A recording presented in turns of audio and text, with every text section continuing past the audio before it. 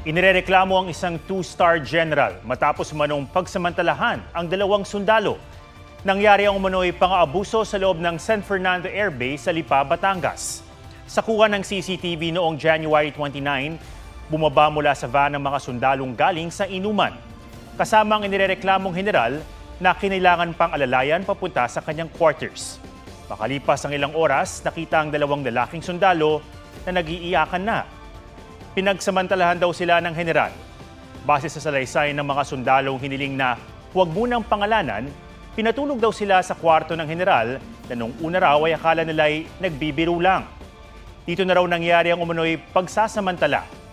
Lingid sa kaalaman ng general, kumuha ng video at audio ang isa sa mga sundalo na bahagi ngayon ng kanilang ebidensya.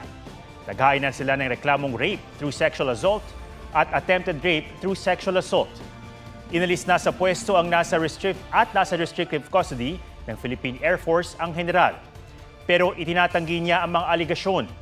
Iniimbestigahan ng AFP ang insidente at hawak ni AFP Chief of Staff General Romeo Browner ang initial findings.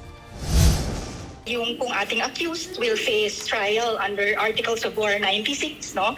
Ito pong conduct unbecoming of an officer and a gentleman, and 97, conduct prejudicial to good order and military discipline. Zero tolerance po tayo for any form of misconduct such as this po.